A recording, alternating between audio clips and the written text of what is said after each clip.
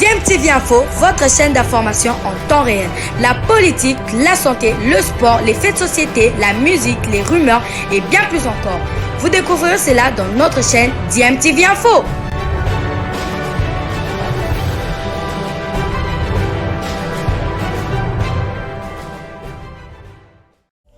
Vous êtes sur DMTV, bonjour ou bonsoir, tout dépend de l'heure à laquelle vous nous suivez. Tout plaisir est pour nous de vous retrouver, mais surtout de savoir que vous êtes nombreux en train de suivre votre chaîne YouTube DMTV. DMTV qui vous propose l'actualité, vous propose également des analyses et des réflexions sur des sujets d'actualité, sur des faits sociaux, tout simplement sur des réalités que nous observons ici chez nous en République démocratique du Congo. Time is up, c'est l'heure de notre tour d'horizon, un tour d'horizon qui nous permet de partager avec vous les quelques informations que nous avons pu obtenir, informations de quelques-uns de nos internationaux, de leurs prestations en tout cas. Et pour ce tour d'horizon, nous allons essentiellement parler de la compétition africaine interclub, avec beaucoup de joueurs congolais, des internationaux du reste qui se sont illustrés, qui ont joué en différentes équipes.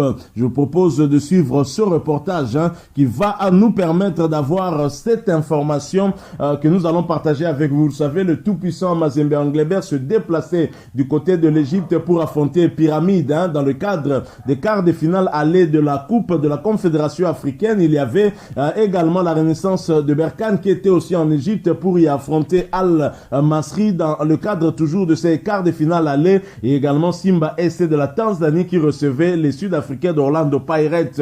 Et dans toutes ces trois équipes, il y avait beaucoup d'internationaux congolais. Suivant ces quelques informations, nous nous retrouvons tout de suite après pour la conclusion.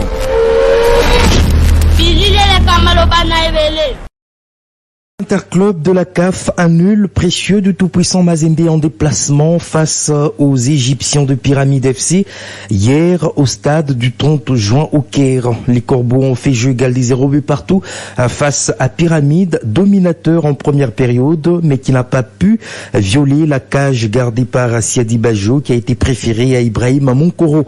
En deuxième période, c'était un autre visage que les Corbeaux ont donc affiché, essayant de répondre aux assauts des locaux qui ont quand même trouvé la barre transversale à 2 reprises et sans pour autant marquer ce but qu'ils ont longtemps cherché. Franck Dumas et ses hommes résistent et ramènent un nul très important avant le match retour prévu la semaine prochaine à Lubumbashi. Le technicien français sait que ça ne sera pas la même prestation à domicile, bien que ça sera avec les mêmes joueurs. On l'écoute au micro de notre confrère Gentis Mutombo de Nyota Télévision. Le TP Mazembe aujourd'hui n'est pas encore à la hauteur de Ali et les Amalek. Pour une bonne raison, c'est qu'il y a eu un nouveau projet avec le président. Je pense sincèrement d'ici l'année prochaine, ça sera meilleur, puisque les jeunes arrivent à jouer ce genre de compétition, ce genre de match, donc pour l'expérience c'est important. La seule chose qui nous dérange, c'est que notre dernier match de championnat remonte au 30 janvier et ça fait 2 mois et demi qu'on n'a pas joué un match de championnat. Donc la CAF est notre championnat et derrière on s'entraîne, on essaie de garder du rythme. On va retrouver des joueurs différents à domicile. Je pense que nos amis égyptiens le savent par rapport à Al-Masri, mais on va trouver une équipe complètement différente et pourtant ce sera les mêmes joueurs. Le résultat il est pas mauvais. Maintenant le contenu il est un peu plus compliqué.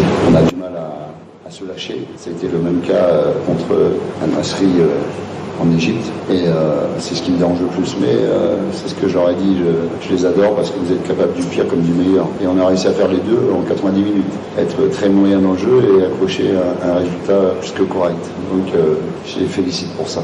C'était là Franck Dumas, coach du tout-puissant Mazembe, qui, je le disais, recevra cette formation la semaine prochaine à Lubumbashi. Il y a d'autres rencontres qui se sont jouées dans le cadre des quarts des finales aller de la Coupe de la Confédération. Simba SC de la Tanzanie a donc battu Orlando Pirates d'Afrique du Sud sur le score de 1-0 grâce à un penalty transformé par Kapombe à la 68e minute.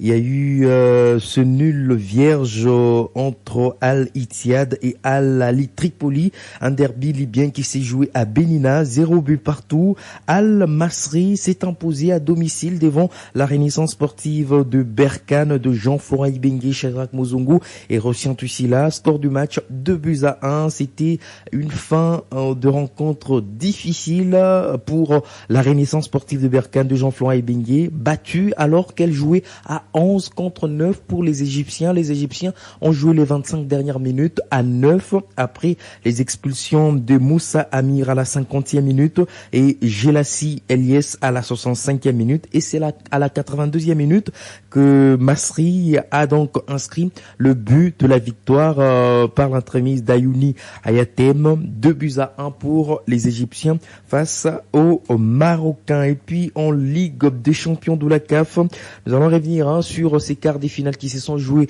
le samedi. Petro Atlético de Luanda a battu Mamelodi Sundowns d'Afrique du Sud sur le score de 2-1. C'était en Angola.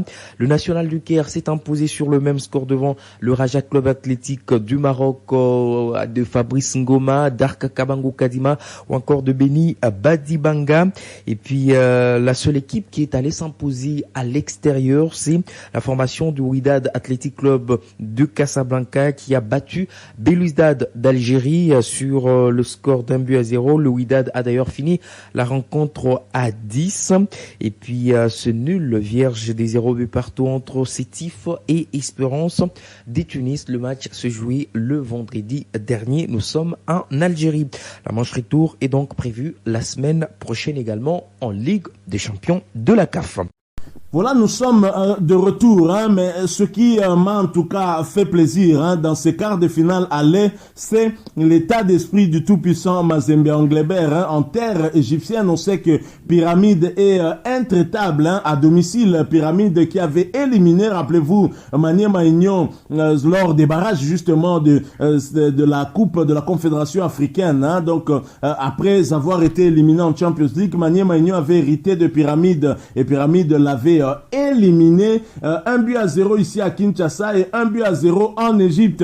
Et la même équipe de Pyramide avait battu l'équipe nationale locale de la République démocratique du Congo, le Léopard A', 1-0 également. Et c'était un déplacement périlleux puisque le tout-puissant Mazembe avait un mauvais souvenir de l'Égypte avec une défaite 2-0 face à Al-Masri. Le tout-puissant Mazembe a fait preuve d'un mental très fort. Ceci m'a surpris. Mazembe a subi, mais Mazembe a résisté. Le tout-puissant Mazembe qui rentre du Caire avec un nul sans but, qui préserve ses chances de qualification. Certes, il pouvait même espérer l'emporter dans les ultimes instants lorsque le jeune Bakata a obligé le gardien égyptien Ekrami à sortir le grand jet, à détourner miraculeusement sa frappe appuyée. La Pyramide FC aurait alors pu crier au hold-up tant sa domination a été énorme pendant les 3 quarts de la rencontre. Franchement, je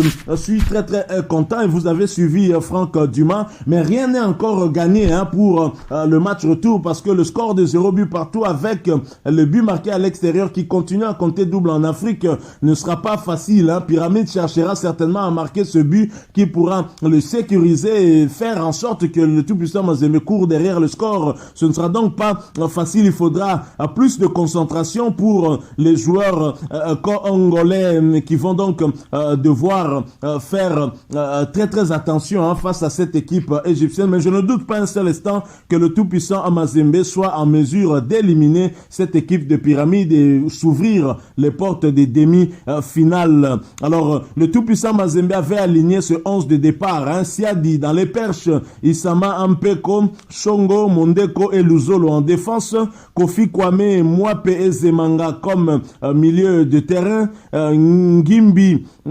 Bosunzali et Kitambala comme attaquant. Et bien sûr, le tout-puissant Mazembe s'est quand même procuré aussi quelques opportunités. J'ai surtout aimé la deuxième période du tout-puissant Mazembe. La première période était un tout petit peu catastrophique, un peu normal, parce que le tout-puissant Mazembe était vraiment menacé.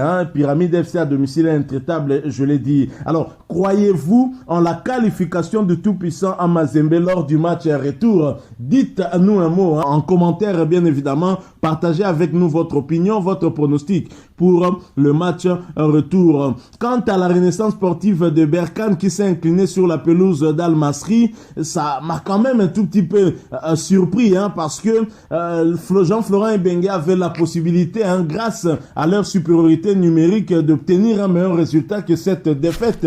Mais néanmoins, ce but marqué à l'extérieur peut aider cette équipe de la Renaissance de Berkane à aborder le match retour avec un peu plus de sérénité, mais ce ne sera pas du tout facile. Il faudra batailler dur pour sortir cette équipe égyptienne qui a été très très solide malgré son infériorité numérique.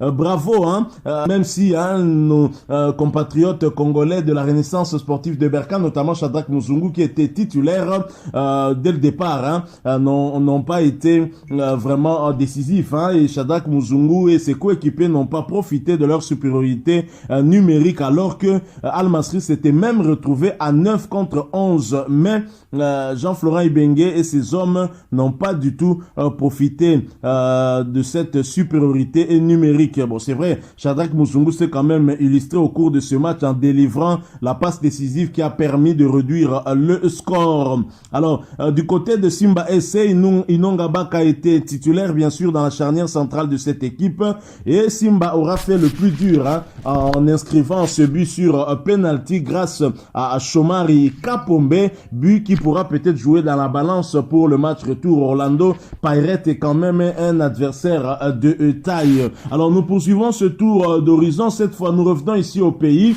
avec la situation qui se passe au sein du Daring Club Motema Pembe. J'aimerais partager avec vous une réflexion qu'a eu à faire un journaliste sportif par rapport au conseil d'administration qui, selon ce journaliste sportif, n'aurait pas qualité pour prendre la décision qu'il a eu à prendre en rapport avec le départ de Vidier et Chimanga. Vidier Chimanga, 3e démission, et nous disons c'est la 3e fois. Est-ce que cette fois-ci c'est la bonne? Wait and see. Je vous propose d'écouter ce journaliste sportif. Nous nous retrouvons tout de suite après pour la conclusion.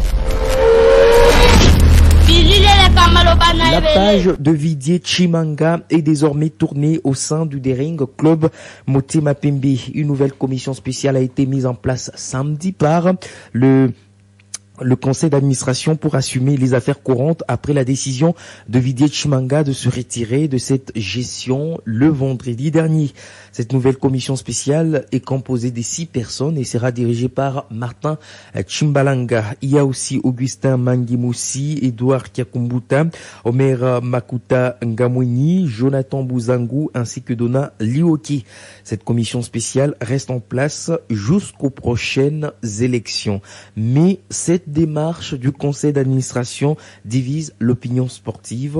Rappelez-vous, ce sont les administrateurs qui ont donc décidé, bien sûr, de la cessation de la gestion courante par le président du comité de direction démissionnaire, Vidier Chimanga, avant de déclarer nul et des nuls effets les installations des comités sectionnaires des supporters qu'il avait faites le 8 et 12 avril dernier, estimant qu'il avait violé les statuts du club. Après, c'est seulement ce même conseil d'administration qui a donc décidé de mettre en place cette commission spéciale. Alors pour Papi Katassi, il est journaliste sportif. Le conseil d'administration est un organe qui n'a pas le pouvoir de prendre toutes ses décisions au sein du club.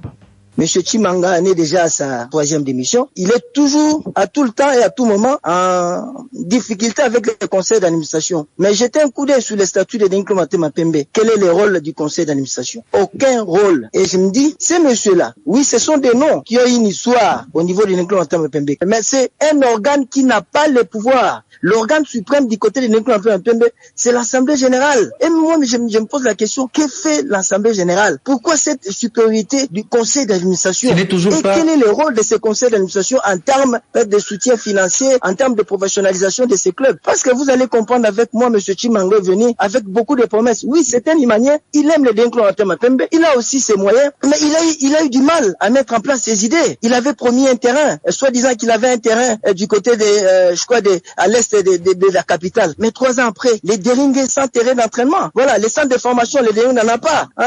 Les équipes d'âge, les Daring n'en a pas. L'ensemble des de tous ces éléments-là. Donc, les statuts qui sont désuètes, les statuts qui sont pratiquement aux abois, il faut faire un toilettage technique des statuts de Denis Mapembe. Soit, il faut transformer cette formation de l'ASBEL, soit association sans but lucratif, en société anonyme, à objet sportif.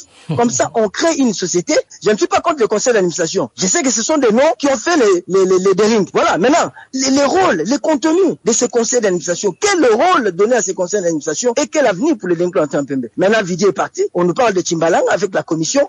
Voilà, c'était là Papi Katasile, journaliste sportif. Il intervenait hier dans notre magazine Le Top Sport. Jusque-là, la réaction de Didier Chimanga se fait attendre, ainsi que la remise et reprise au niveau de cette formation. Voilà, nous sommes de retour. Hein. Vous l'avez suivi, c'est le journaliste sportif de la chaîne de télévision Antenne A, Papi Katassi, qui s'est exprimé et qui a donné son point de vue. Mais c'est vrai, plus globalement dans ce pays, on a un sérieux problème, c'est le problème de respect des textes. Et en tout cas, problème aussi d'usurpation de pouvoir, on va dire. Hein. Donc, vous avez ainsi...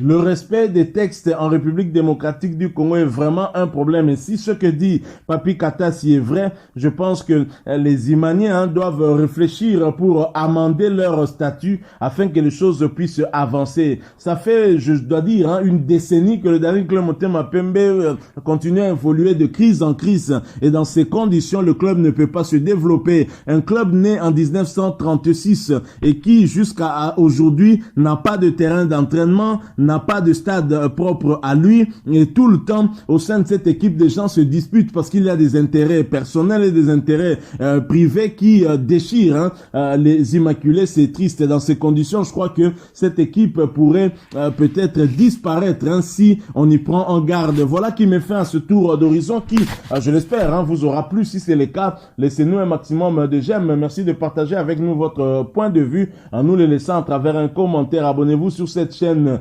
DMTV. Si vous n'êtes pas encore abonné, n'oubliez pas d'activer la petite cloche de notification en cliquant tout simplement sur celle que vous verrez apparaître dès que vous serez abonné. Encore une fois, merci à vous, avec espoir de vous retrouver bientôt dans un autre sujet d'actualité. En attendant, portez-vous bien et DMTV vous dit au revoir.